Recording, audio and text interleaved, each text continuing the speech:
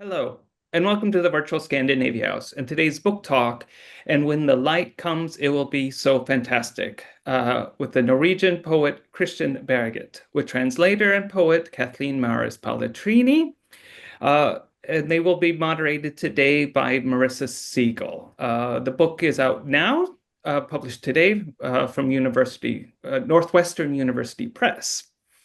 I will put a link to where you can purchase the book in the chat function. The talk will be recorded and made available on our website, scandinavias.org, as well as our YouTube channel. You may ask questions to the speakers in the Q&A function, and we'll get to them towards the end of the program. I will also, about the moderator, Marisa Siegel is the author of the chapbook Fixed Stars, published by Brage Press in 2022. Her essay Inherent Anger appears in the claim anthology Burn It Down, published by Seal Press in 2019. She is a senior acquiring editor for trade at Northwestern University Press and editor at large at the Rompus. Please welcome Marisa. Hi, thank you, Kyle, and thank you to Scandinavia House for having us here today. I am so excited to be here with Kathleen and Kristin to celebrate the publication of And When the Light Comes, It Will Be So Fantastic. I am going to introduce Kristin and Kathleen to you, and then I'm going to turn it over to them to read some poems to you before we jump into our questions. And then while I am asking questions, please do be thinking of your own questions because we are excited to get to those at the end of the event. So first, those introductions. Kristin Berget made her poetry debut in 2007 with Loosing Louise. She has since published 6 poetry collections as well as the novel Sonia Sacré-Cœur. She is the 2025 recipient of the Tristan Vintorn Poetry Prize, the 2014 Stig Satterbacken Memorial Prize, and the 2012 Tannum Women's Scholarship. Berget's poetry has been translated into several languages. She was nominated for the Brage Prize in 2017 for the collection And When the Light Comes, It Will Be So Fantastic.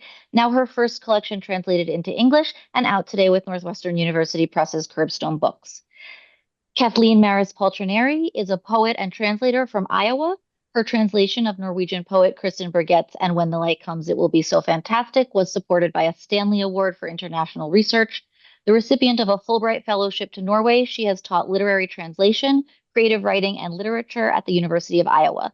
She holds an MFA in poetry from the University of New Hampshire and an MFA in literary translation from the University of Iowa. And again, to begin, Kristin and Kathleen will read to us from the new collection, first in the original Norwegian, to be followed by the English translation. So I will turn this over to them now. Thank you so much, Marisa. Thank you. Thank you. Reading from the very beginning of the book. Dette landskapet fanger oss med sine lange strå. En sprø jord sprekker opp I juli. Vi har valgt å skrape fingrene mot denne jordskorpa, få bakterier under neglene. Her holder vi oss fast. Kroppene vokser, gir plass til nye kropper, et system utarbeidet gjennom millioner av år. Ta det ikke personlig at det krakelerer, at det fungerer. Det evolusjonen som snakker, en stemme som påstår det uhyrligste. This landscape snares us with its long stalks. A brittle soil fractures in July. We have chosen to scrape our fingers against this earth's crust, get bacteria under our nails. Here we hold tight. Bodies grow, give way to new bodies. A system wrought over millions of years. Don't take it personally, that it's crackling, that it's working. It is evolution who speaks. A voice that claims monstrosities. Et hjerte bytter kropp fra dyr til menneske. Tåren simulerer både hav og sorg, pusten en vind som drar havet inn og ut fra land. A heart shifts bodies from animal to human. Tears simulate both sea and grief. Breath a wind, drawing the sea, in and out from the shore. Vi mennesker her, føder nye mennesker, puster inn sjøluft eller eksos. Det havet som driver i oss? Det veinettet som navigerer gjennom oss? Det varme som pumpes rundt, magma under, sol over? Bare her kan vi være, dette tempererte området. We are humans here, birth new humans, inhaling sea air or exhaust.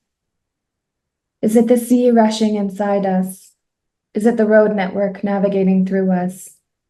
Is it heat pumping around, magma below, sun above?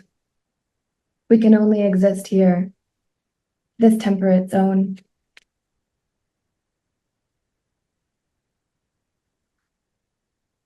Outside wild game fences, the houses flash past. A shuttered school, maybe a converted church. Here the secular transgressions progress. The tools glitter under fluorescent lights before a power outage darkens the village, and we light up from the inside.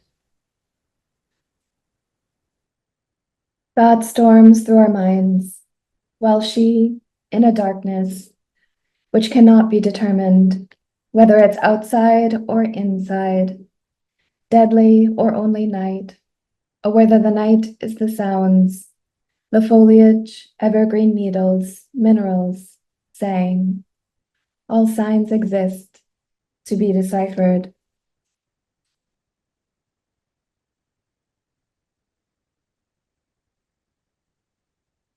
Even if we have no soul, is there something that draws us in?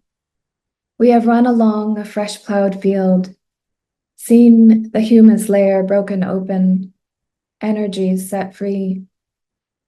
The exhausted phosphorus, starving clay layer. Somewhere the children sleep, a holy trinity, or two triangles fused into a Star of David. It draws us in. Thank you. Sorry, I'm back now. Selv om vi ikke har en sjel, det noe som drar i oss. Vi har løpt langs et nypløyd jorde, sett humuslaget brukket åpent, energier sluppet fri. Det uttømte fosforet, leirlaget som sulter, et sted sover barna, en hellig treenighet, eller to trekanter smeltet sammen til en davidsstjerne. Det drar i oss. Vinteren må komme med forsoning. Grener brekker, skyggelagte områder blir lyse. En kjølig blå luft driver oss i hver vår retning. Vi må forberede oss på manngar i natt, ringe inn og kartlegge. Frostrøyken står ut av munnene. Vi må lære å tolke røyksignaler, og så et smell over den isdekte mosebunnen. En hjort kommer til syne. Nå må dyr og menneske gå sammen. Winter must come with atonement. Branches break, shaded areas turn light. An icy blue air drives us each in our own direction. We must ready ourselves to comb the terrain tonight. Circle in and map. Frost smoke floats from our mouths. We must learn to interpret smoke signals. And then a crash over the ice-encrusted moss bed. A stag comes into view. Now animals and humans must walk together. Mytiske stiller vi oss framfor hverandre, forsøker å avlese barkens fordypninger, dyrevisdom, forfedres hvisking. Dersom vi udødelige, hva da galt med drap? Mythically, we take our place before one another, seeking to decipher the bark's depressions, animal wisdom, ancestral whispers. If we are undying, what's so wrong with killing? Så graver vi en grav i skyggen av familietreet, Fyller den med bein og fjær, så skogen får sluke historien. Vi sager grener av treet, ser mørket falle gjennom tretoppene. Det stiger røyk fra pipa der vi holder hus. Når vi senere skal sove, synger vi for hverandre med tynne stemmer. Then we dig a grave in the shadow of the family tree. Fill it with bones and feathers so the forest can swallow the story. We saw branches off the tree, watched darkness fall through the treetops. Smoke rises from the chimney where we keep house. When later we will sleep, we sing for one another with thin voices. En fossil sang, fra plogfuren eller fra under plogfuren, fra det plogfuren slipper løs. Et fossilt eventyr trekker i nøkkelbeinet eller de 26 beina som kraniet består av. Det lille dyrets avtrykk i steinen. Et insekt og markens mørke ganger. A fossil song from the plow furrow, or from under the plow furrow, from what the plow furrow unleashes. A fossil saga pulls at the collarbone, or the 26 bones that make up the skull. The little animal's imprint in the stone, an insect, and the worm's dark paths. Jeg kan ikke gå videre uten å fortelle at dette ved havet. Utsikten altså mot havet. Jeg kan tilføye, det et fyr her. Jeg vil sove i fyret, men gjør det ikke. Brystene lekker, den hvite væsken renner utover en tykk bordplate av tre. Du kommer kanskje og krever slektskap, sier at du kjenner igjen ullgenseren. Det fattig å få barn, sier du. Min overflod vil du ikke kjennes ved. Det altså åkrene som utsikten. I can't go on without explaining that this is by the sea. The view then is of the sea. I can add, there's a lighthouse here.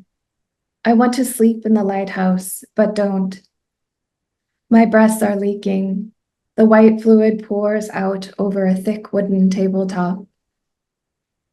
You might come and demand kinship, saying you recognize the wool sweater. It's pitiful to have children, you say. You won't acknowledge my overabundance. It is the fields, then, that are the view. Fyrlyset flakker søvnen. Vi våkner rykkevis før vi flyter et døgn mellom søvn og våken. Her fjellufta skarp, rypende støkker, vekker oss til slutt. Nå stiger havet, drar seg innover rullesteinene, det vil legge igjen skjell og grus, alt som faller ut av båter og skip, kan vaskes til nye former. Legge seg i skogkanten for at vi skal kunne samle i morgen, hvis havet drar seg tilbake. The lighthouse lantern flickers asleep. We wake in fits and starts before floating a day and night, between sleeping and waking. Here the mountain air is sharp, the ptarmigans startle, wake us at last. Now the sea rises, draws in over the pebbles, leaving behind shells and gravel.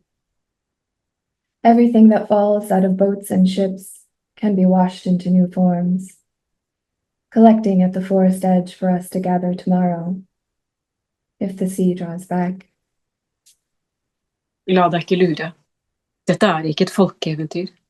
Dette vi beveger oss stadig inn mot mørket, under de ville erteblomstene som springer opp i enga.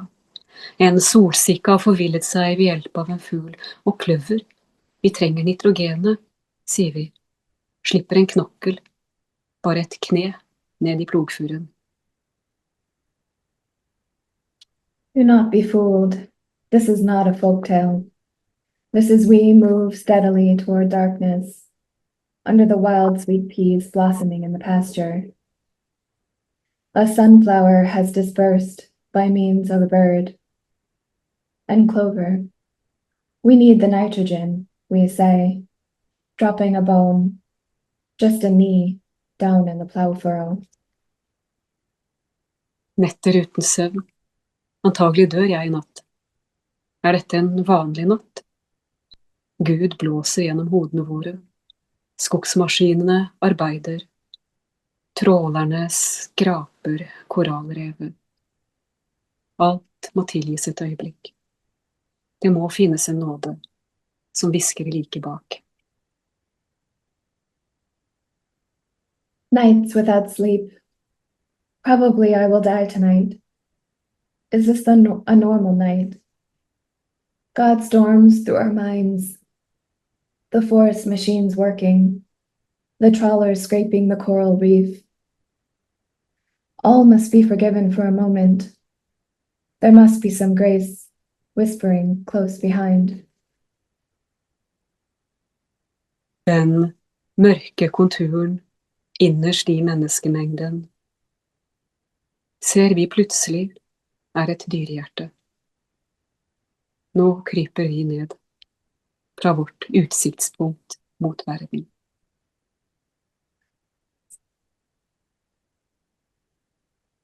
The dark contour, innermost in the human masses, we suddenly see is an animal heart.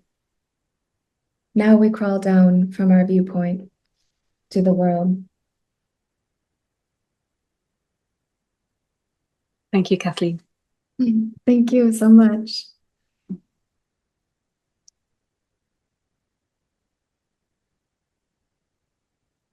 So wonderful to read back and forth like that. Yeah, it's so lovely to hear your translations read out loud. Thank you so much. Thank you. Hi. That was so wonderful to hear you both read together, and Kristin, to hear you read in the original Norwegian language was very cool, having spent so much time with Kathleen's translation. So thank you specifically from me for that. That was really, really lovely. But now we will jump into my questions. I've got lots and lots of questions for Kristin and Kathleen, but again, we really do want your questions, so please be dropping them into the Q&A while we're speaking. I'd love to start off, Kristin, by hearing you talk a little bit about how the collection originally came together in the Norwegian for you as a book. How did this book come to be? Yeah, well, it came in 17, as mentioned, and the book, poetry before that was in 13. So it was 4 years between the two of the books. And up till 13, I've been working with quite big compositions. I would normally just write, I work nearly with the entire book all at the same time, writing the different poems, and that's very time consuming, and it also asks for long stretches of time to be working with such a big composition. And then in 13 there was a shift in my life where I became a parent, and then all of a sudden I didn't have those kind of huge stretches of time where I could withdraw with my poetry. So I was really wondering how I should keep working with my poetry, and I wrote the novel during those years. But then there was also an annual anthology of Norwegian contemporary poetry and translations that a friend of mine was publishing, and he asked me if I could write for that anthology. And then I thought, oh, that's a good idea. I'll write smaller compositions, say for 3 or 4 years, for that anthology, and then I might just smash them together and I'll have a new book. And so I did, working on this smaller composition, which was much easier to handle then with my new life situation. And also the things I was working with was that also up to 13, I have a great interest in pronouns and how they work in the world, and how you it's kind of a way to put your lens into the world and the way you look into the world. And I had been working a lot with the I and with she and with he, and then with this new life situation, so all of a sudden kind of forced into a we that you can't really withdraw from. your singular body is kind of gone. And that was very interesting to me to start investigating my writing. So those years, those smaller compositions I was writing kind of revolved around the position of the we. And then, but then when I was putting all these, smaller compositions together, it didn't work. And I struggled for a while and it didn't work and I put it aside. Until one day there was one poem that came to me, a new poem, and it was very distinct and very clear and had a very clear rhythm and sound to it. The vocabulary was very clear. It was just to write it right out.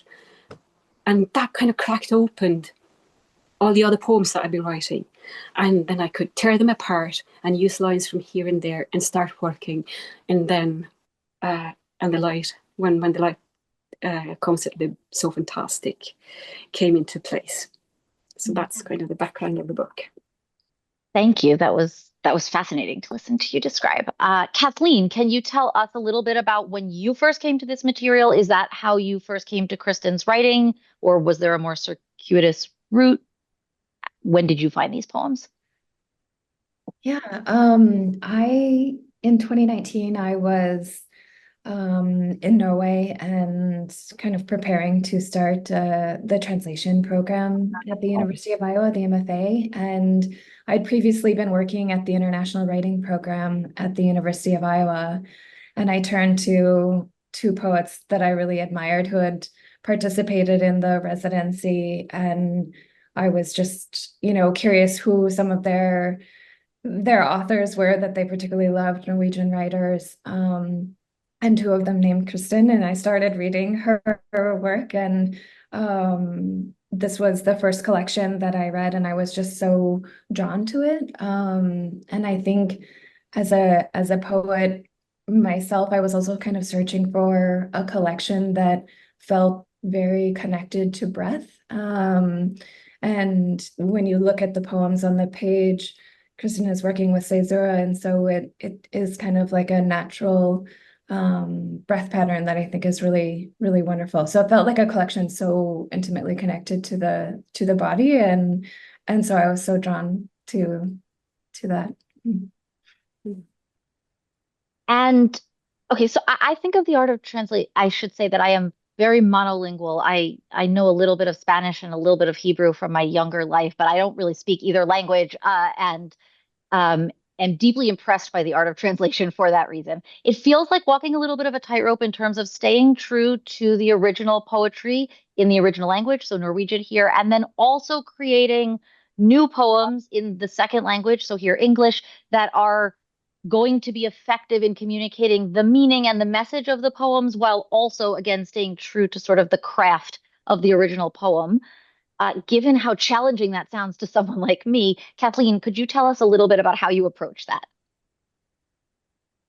Yeah, one of my professors, Aron Naji, is a translator from the Turkish, and he often says that a book will teach you how to translate it, so that every book is essentially, kind of a new way of approaching translation. And this is the first collection I've translated, so I'm new myself, but I felt, at least in terms of my process, I began essentially with semantic meaning. I, was translating the poems at first by hand and writing them down in my notebook and then kind of drafting. And I went through many, many drafts. I wanted to, the poems really, I think, speak to one another across the collection. And so I was very invested in how the images are working and how they repeat and how, if they're altered when they repeat, and the repetition that appears in the work.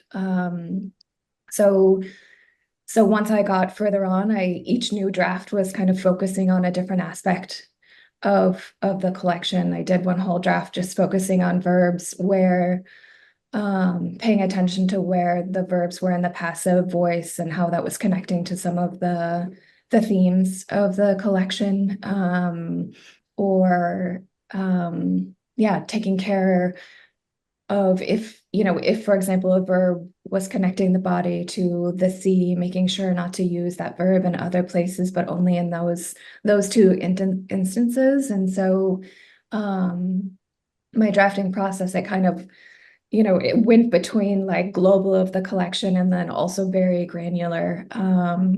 I went down to like even counting syllables, attempting to like match the rhythms of the Norwegian to the English. And yeah, it's a wonderful experience. I find it incredibly pleasurable to translate. You must be so immersed in the work too by the time you've finished.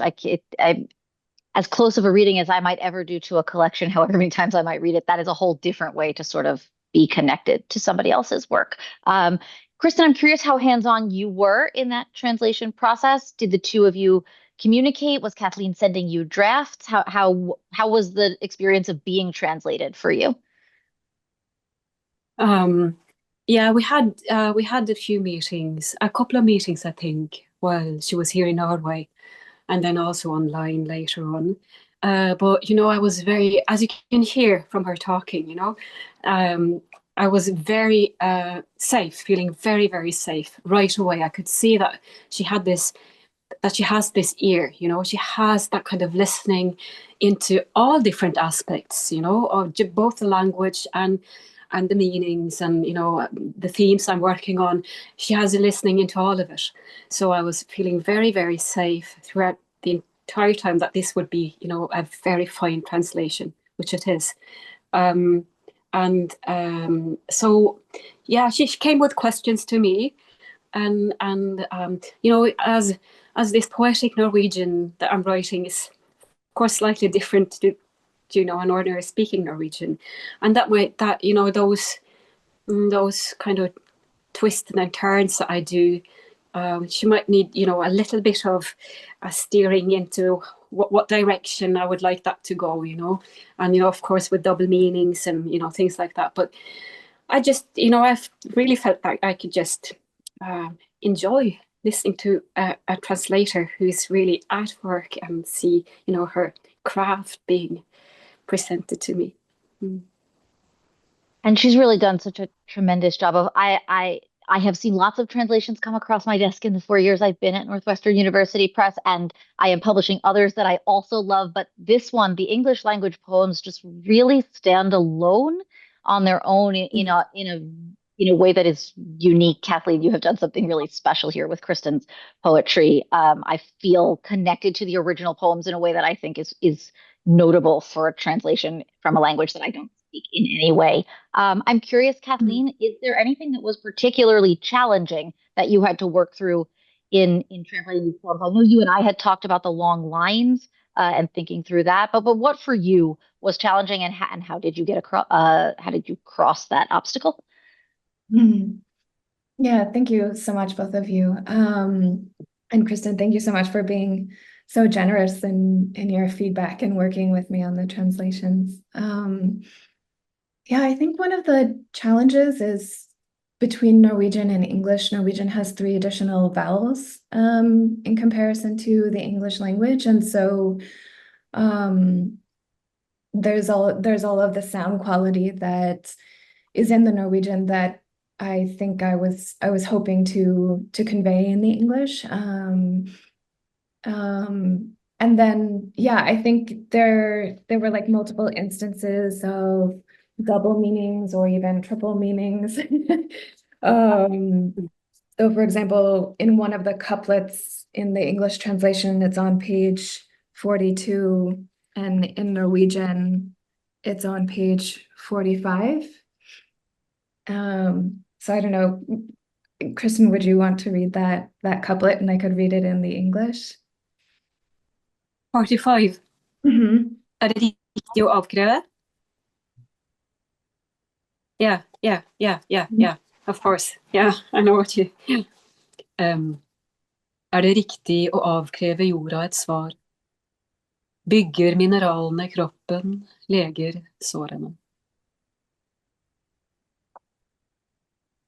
And so I translated that as, is it right to demand an answer from the soil?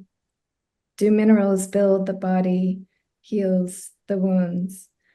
And the S in on heals is in parentheses. And so really to that line to me contains in the Norwegian, do minerals build the body and heal the wounds? Do minerals build the body? Does the body heal the wounds? And yeah, so this kind of variation, I think, or when you're working with layers of meanings, I think can be particularly hard. So so in the Norwegian, it's it's not plural. Heals is not plural there, but I was hoping to add that to convey the extra meaning. But yeah, so there are moments like that, I think, where the Norwegian would contain multiple meanings, and so it was just a matter of like, okay, how can I delicately, without way overwriting this in the English, convey yeah, the multiple meanings. Thank you. That makes good sense, and it was really helpful to have the example to illustrate what you are talking about. Okay, we're going to go in a slightly different direction. Kristin, you have also written a novel. I am curious to know if you approach fiction differently than poetry, what it's like to move between those two modes, and whether you will be writing fiction again. I don't think I approach writing as such differently. Still kind of the same material I'm working with. But as I mentioned when I was talking about this book, there is what I consider as if, well, in my writing practice, the difference is that writing prose, which kind of leans on a narrative, and that narrative is quite easy to think about, carry around within me when I'm not at a writing table. Whereas I find that poetry very often, it takes a lot of time before I actually sit down at the desk. But then when I want to write out the poem, I need to be at my desk. I need to work with the language. That doesn't go on in my head. That is writing practice, kind of. So that is kind of, and that would, as I mentioned, all of a sudden I had to change my way of writing, my writing practice, as I didn't have that kind of time that I used to have, and my time at the desk was very kind of caught up.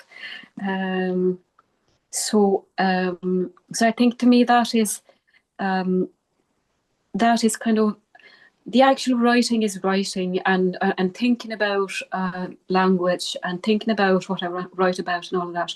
But in the time while not writing, I can think about the narrative, which carries me more easily between the times that I'm working with the poetry. Yeah. Otherwise, I think it's it's writing. It's always interesting to me to hear from authors who move between genres how they do or don't think about the genres being different. Well, I will say that it was a commissioned work, the novel. I was asked to write the novel. So you didn't find your own way to fiction. You were kind of pushed toward fiction. Yeah, I was. Yeah, but it was good at the time, but I was very happy to return to poetry. Poetry is your primary medium. Absolutely, yeah. Kathleen, I'm curious to hear you talk a little bit about what brought you to translation. So you've mentioned that you are a poet, and I know you write your own poetry. What made you make that jump to translating poetry also, and maybe also not just poetry? I think you translate specifically to poetry, but maybe I'm wrong. Yeah, for me, the interest really began at the same time, although I didn't become a translator until several years later. I started studying in a poetry MFA at the University of New Hampshire, and this was in 2019. And Charles Simic was teaching there at the time, and he had just published an anthology called The Horse Has Six Legs. and it's an anthology of Serbian poetry that he edited and translated. And so he also, in addition to being a wonderful poet, incredible poet, and teacher, is also a translator. And so while I was really first studying poetry, I think I was noticing that I was turning to all of these poets that I love so much who were arriving to me in translation. And so it became this recognition of a realization of like, okay, this is something I might be able to do myself at some point in the future. And so, yeah, but I was kind of focusing on my own poetry and then also studying Norwegian again. I studied the language as a child and then returned to it as an adult. And so I wanted to feel more comfortable with my language skills again before I dove into the language to translate. And yeah, so far I've only translated poetry. I feel there's so many.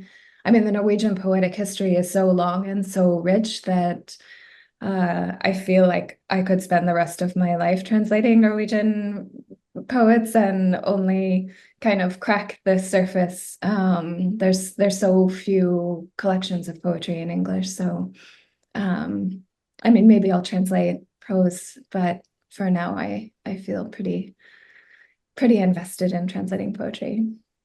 And you do such a good job with paying it. I think I am a poet, so maybe I'm privileging poetry. I think poetry is particularly hard to translate because the poet is doing so much with craft in a granular way, in addition to everything that's happening in sort of the more global way. And so the again, that tightrope of how do I stay true to all of that in the original language and bring it to a new language is just really impressive. So we have two poets who live firmly in the world of poetry here most of the time. I'm curious to know who your touchstone poets are for each of you. Who are the poets who inspire you now and also who have always inspired you, who brought you to poetry? Maybe Kristin, let's start with you. Well, I can start with what brought me to poetry because I was 15 years old and working in a bookshop. And a woman who ran the bookshop came with a Norwegian poet who's named Inger Hagerup, and she most people know her as a poet who wrote for children, but she gave me her collection of the rest of her work, and I opened it, and that was her first collection, which was out in the late 30s, I think around 1938. And I read that first poem that she ever published, and that just cracked open something I didn't know existed. That language could be like this. So yeah, that was my first big love was this Norwegian poet. And then later on, I read a lot. I read Rainer Maria Rilke for years. I was very, very interested in his work. Before I started studying and moved to Sweden, and then I was reading a lot of contemporary Swedish poetry, poets, and so that I think I was quite influenced by in the beginning of my writing. Yeah, like Marisa Siegel and Jenny Tunedal or Hanna Hallberg, for instance. Hanna Hallgren, yeah. Thank you. And Kathleen, how about you? And I'm also curious if you know if the poets Kristin just mentioned if any of them are translated into English yet. But if you don't know, that's okay. I am not meaning to give you a quiz. You can just tell us who your touchstone poets are. Yeah. Well, Rilke, of course, is translated into English, and then Marisa Siegel, a Swedish poet, has been translated by Kelsey Beneda, co-translated with Marisa Siegel. And then I'm not sure if Inger Hagerup has been translated into English. Probably not. And if so, I would guess it would be the children's poems. Yeah, I'll have to take a look. And then who was the last poet that you said? Jenny Tunedal. Okay. I don't think I know this poet. Hanna Hallgren. Yeah. They've both been teaching in Gothenburg at the master's studies in Okay. Yeah. Yeah. New work to dig into. Yes. Much more to research and to read. Yeah, I think for me, one of my touchstone poets was Jean Valentine, who also was a translator. She translated with Ilya Kaminsky, Maria Svetaeva. But Jean's poems, they tend to be, I think, kind of shorter poems and very elliptical, and I think dealing with both the personal and the political in a way that I don't know how she manages to accomplish it, because yeah, I think she kind of works with a lot of like implicit meaning. But yeah, she had said in an interview that she feels like she's moving toward the spiritual in her poetry rather than away from it, and I think that's also part of some of the sense of what I've picked up in her work, and what I really love as well. I love Jean's poetry, and we are putting out a new collection of Tsvetaeva's, a translation of Tsvetaeva's work next year on Curbstone. So Tsvetaeva's work will live alongside of Kristin's at Curbstone, and I'm very excited about that translation also. I think maybe I'm going to switch to reading audience Q&A because we've got some great questions there, and I don't want to rush Kristin and Kathleen through them. And then if we have extra time again, I can fill that time in. But I'm going to start to read all of your smart questions. So just bear with me while I make sure that I'm reading something out loud that they haven't already answered. I think we've kind of touched on that, although not exactly. So I'm going to just change Jordan's question a little bit so that it's something that we haven't covered yet, or kind of home in on one specific part of it, which is Kathleen. Can you tell us when you first heard Kristin read her poetry, and what was kind of your experience of that? And if there's anything else that you might want to tell us about what it was like to first encounter that poetry, and then you answer that, and then I'll ask the adjacent question for Kristin so that Kristin doesn't have to hold it in her head. Yeah. Well, I mean, I began translating these poems in the summer of 2019, and then I think I didn't reach out to Kristin until like the fall, maybe November, late in that year. But then of course the following year the pandemic began, and so really it was a bit of me like kind of searching for YouTube clips from various readings across the internet, and finding a few. So not that many, but some. And I think reading from other collections as well. So I think today is the first time that I've heard you read through many of the poems out loud, and so it's really special to hear you read them. But yeah, I think there was, I can't remember who did the interview, if it was Litrahusa or I'm not sure, but there was an interview and you were kind of standing outside in a yard and you read some poems, and I think that was maybe the most I had heard you read from this collection. That's so exciting that today is the first time that you've heard Kristin read live. And Kristin, you already told us a little bit about what it was like to work with Kathleen and what it felt like to have to go through the process of translating the book. So I'm going to change the second part just a little bit again, and ask what it feels like today. The book is out. We are on Pub Day right now. What does it feel like to have your first collection come out in the English language, to have your work be out for English language readers? How are you feeling about that? It's of course very exciting. Yeah, I'm very grateful. It's wonderful. And also, I'm particularly happy because I have a lot of English, not a lot, but quite a few English-speaking friends from my years living in Ireland. And I'm so excited to be able to send out books to my good friends around who speaks English, of course. But yeah, I mean, in general, I have, as mentioned, I have quite a few different languages that is translated. But I mean, English is, of course, specialist. So many people speak English and can read, or at least can read it. Yeah. We are very excited to bring these poems to English language speakers in the United States, but also, yes, all over the world. Yeah. Okay. Next question is, do you two have any plans right now to be working together again on more work from Kristin? Kathleen, will you be translating Kristin again in the future?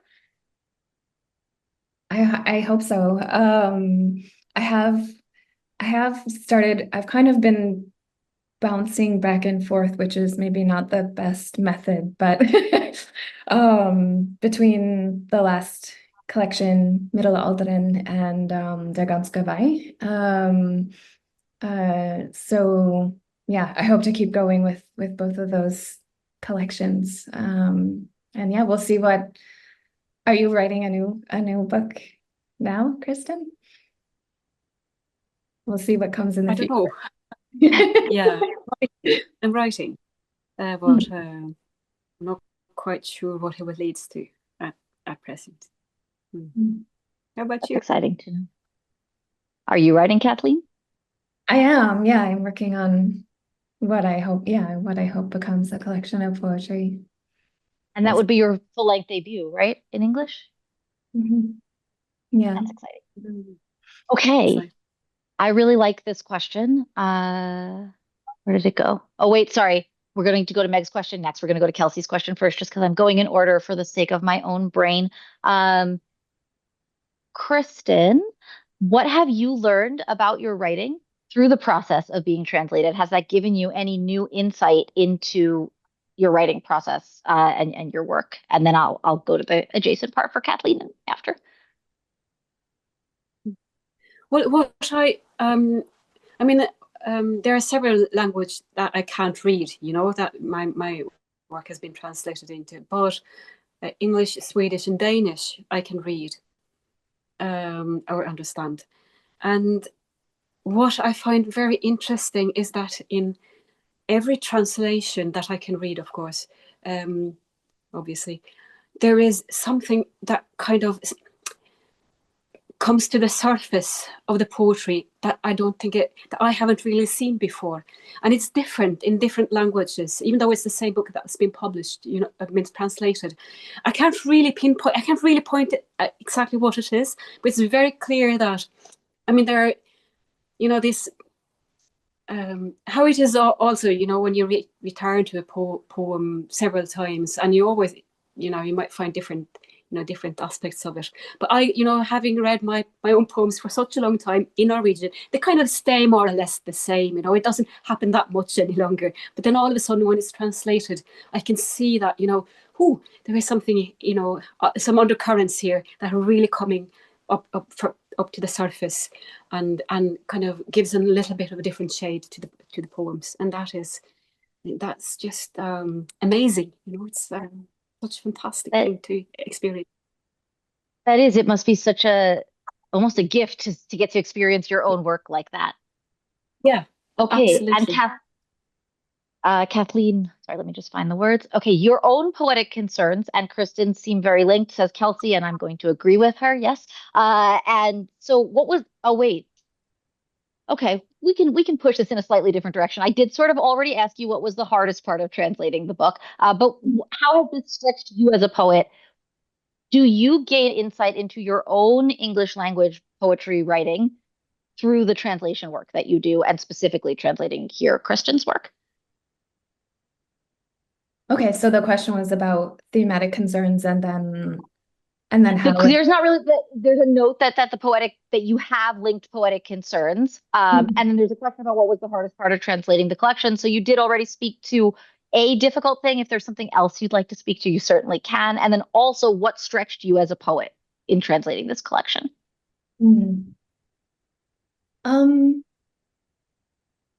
Yeah, I mean, I think that in terms of the thematic concerns, when I was in Norway, very gratefully on a Fulbright grant to research poetry, and I was focusing primarily on some of the eco-poetic, what I'm identifying as eco-poetic themes in the collection, themes of like deep time, and so I spent a great deal of time researching kind of how Scandinavian eco-critical scholars are sort of also in communication with US eco-critical scholars, and I hadn't really done that type of research before. So in a sense, that also stretched me in terms of thinking about these types of like philosophical or critical concerns on the collection. And then also, I haven't published a book of my own poetry. And so even the process of all of the drafting and all of the revision and, the whole kind of from the beginning of just translating a phrase all the way until this moment was a really big learning process for me. And yeah, I think, I don't know, I was so concerned about the poems really kind of mirroring the Norwegian poems. And so I felt, I mean, I know, Marisa, even I sent you edits and they were very marked up. And so I felt like I couldn't let it go until I felt like it was really where I wanted the poems to be. Yeah. I think that effort definitely paid off. Okay, our next question is about Kathleen. Your afterword to the book talks a little bit about your experiences of translating this work while experiencing climate crisis in your own immediate life. If you're comfortable doing so, can you talk a little bit more about how that experience in your own immediate life changed or influenced your relationship to these poems? And maybe how you approach the translation. But even if it didn't change how you approach the translation, what was that like? Yeah. So in 2020 there was a storm, a huge storm called a derecho, and it's essentially an inland hurricane. So it's like a straight force wind that went across several states in the Midwest, and it hit my hometown of Cedar Rapids, Iowa, at the highest speeds of 140 miles an hour. I know someone from Cedar Rapids, so yeah, wow. Yeah, and so 70% of the entire city's tree canopy was lost. And so, not only is this like a huge visual loss and a relationship loss, it's also a loss of shade. So it increases the temperature of the city, it affects air quality. So it was it was really disturbing, I guess, to say, or very uncanny to like see how some of the images were appearing, or concerns of, even if it was a different kind of concern, like the sea rising, and then, literally looking out my window and watching like a 10-foot tree trunk be ripped off of a tree.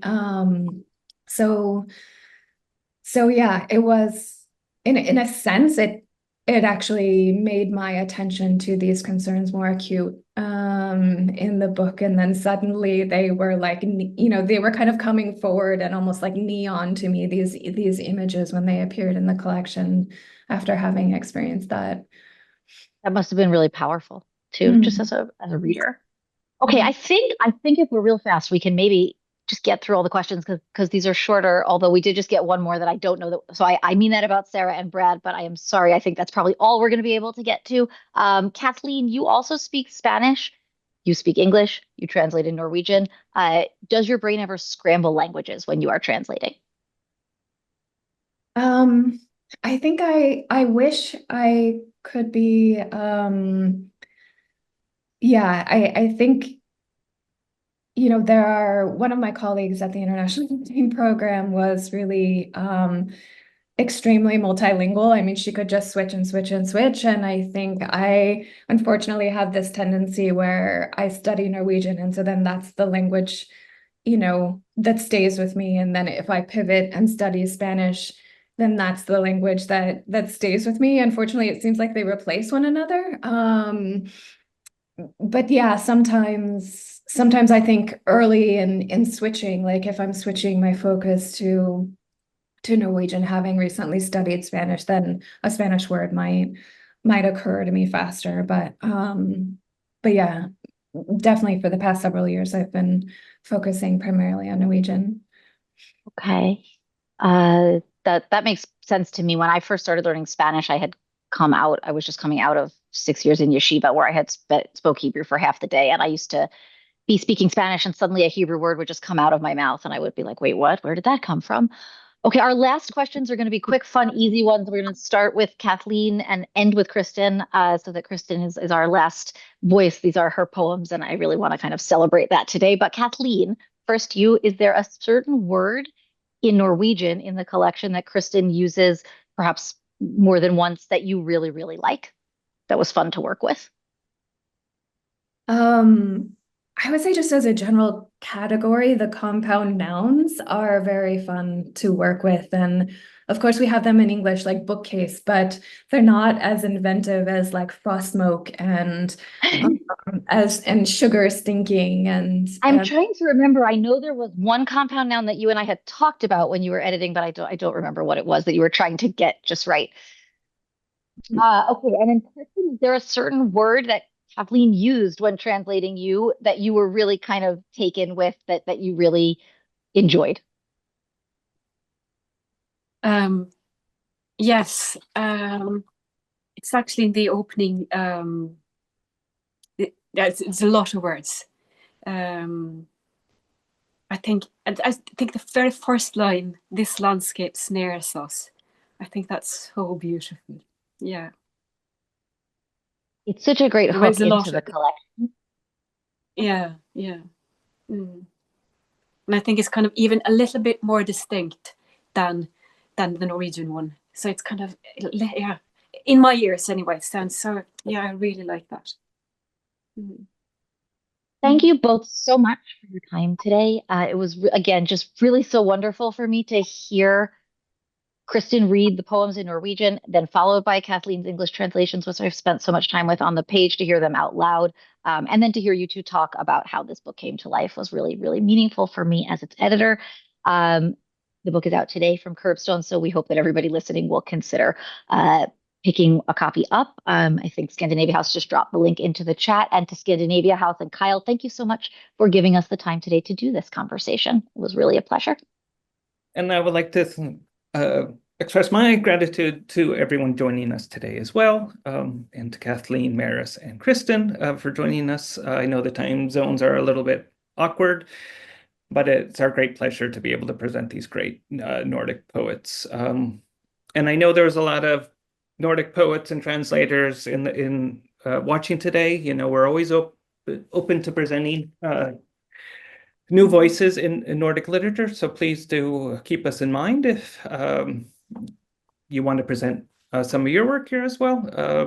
So thank you. And I hope to see everyone also, if you're in New York, at Scandinavia House as well. We have a lot of interesting programming coming up, especially starting in September. We have a little bit of a lull right now, but yeah. So thank you everyone for joining us, and I hope to see everyone soon.